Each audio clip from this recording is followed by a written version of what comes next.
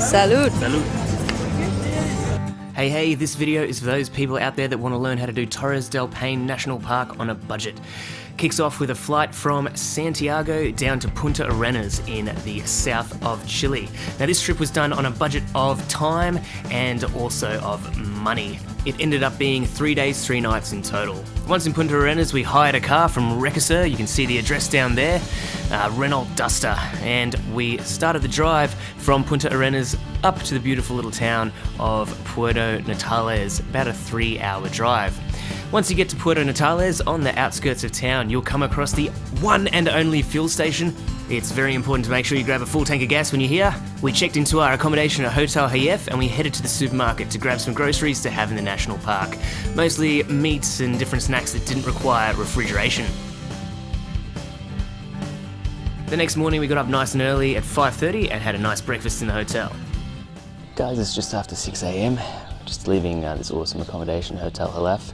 If you're doing the same as us, definitely come stay here. But I'm gonna head for Camping Central and start the hike to Mirador Las Torres. We headed out of Puerto Natales and into the national park and actually entered via the Laguna Amarga entrance. We then headed to our camping area via the entrance of Torres Del Paine National Park, and it's an absolutely beautiful drive.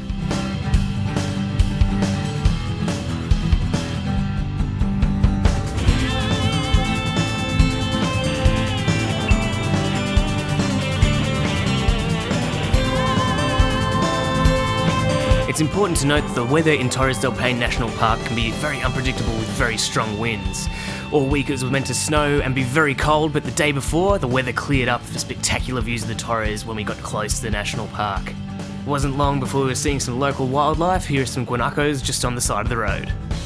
Of course, don't forget to stop every once in a while, appreciate the scenery and get some happy snaps. Not long after arriving at Laguna Amarga, you'll arrive at the Laguna Amarga entrance, where you need to pay the National Park entrance fee, which at the time is 21,000 Chilean pesos. A short drive from there is the Welcome Center. Okay, so we've arrived at the entrance, the Welcome Center, which is over there.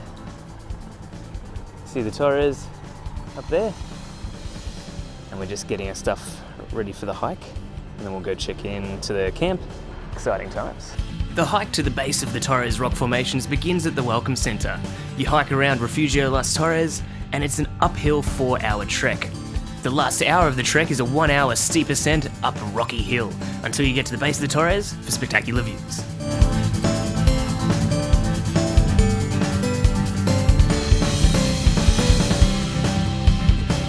It's cold in Torres del Paine National Park, but after an hour or so, we needed to start stripping off a few layers.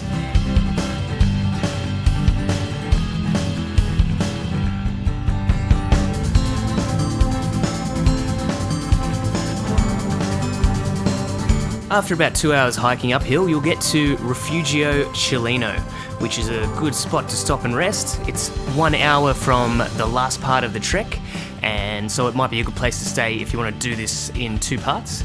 You can grab a $10 beer and keep on going.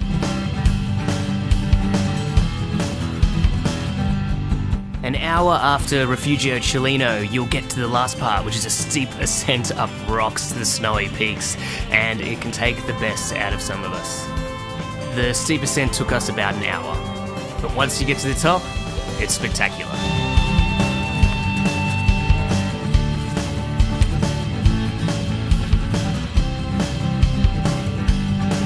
Here we are, guys. We made it. Top of the Torres. Took us 3 hours and 57 minutes, but as you can see from the view of the giant rock stacks behind me, totally worth it.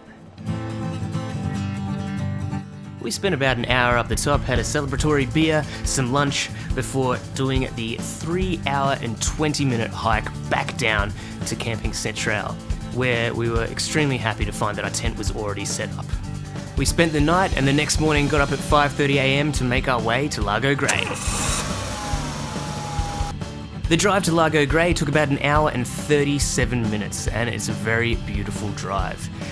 You'll eventually end up at Hotel Lago Grey, where you get your tickets for the ferry, and it's a 3-hour return cruise to see the glacier.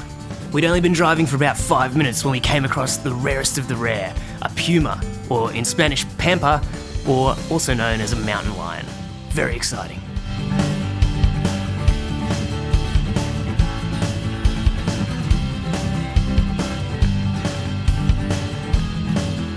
You can see Lake Nordenskjold in the background. We're about 1/3 of the way to Lago Grey. We just saw a puma. It's the rarest of the rare, very excited. It was just on the side of the road, so I was very grateful that we actually ran into it when we were in the car. It's very exciting start to the day. We'll keep on going Lago Grey. Woo! After a short drive, we arrived at Hotel Lago Grey, where we got our tickets for the cruise.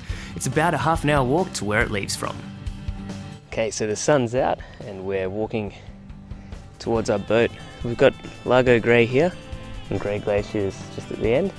And we got really lucky because the only cruise going today is the one at 9 AM, which is the one we want. So we're heading straight that way for our boat.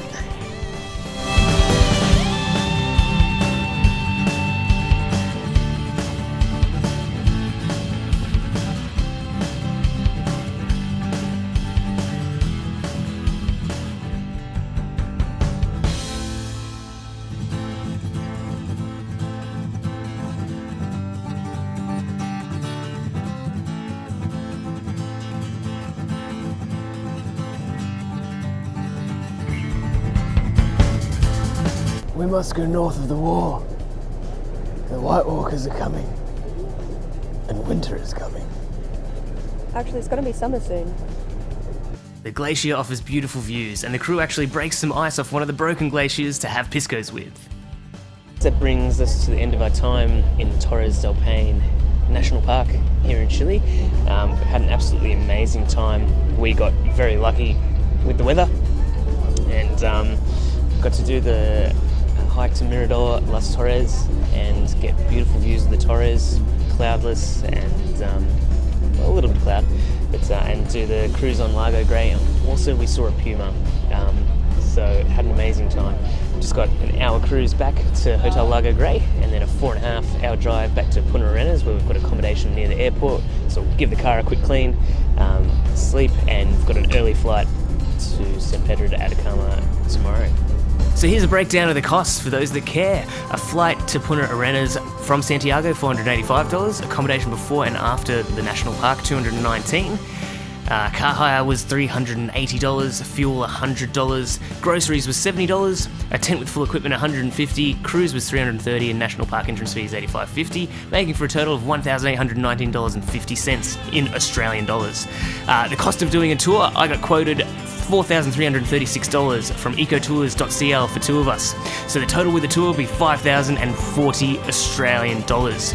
Doing it on our own was only $1,819.50, which means we actually saved $3,220.50 by not doing a tour.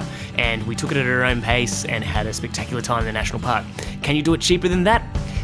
Probably, if you had more people in your group and you hired a car, or you could use the buses, but they're not so frequent, so you would need more days, and it's not as convenient and much less chance of seeing a puma. I want to give a special mention to Hospedaje Isla Magdalena. It's right near the airport in Punta Arenas, and they're so hospitable. They got up at 5 AM just to make us an omelette.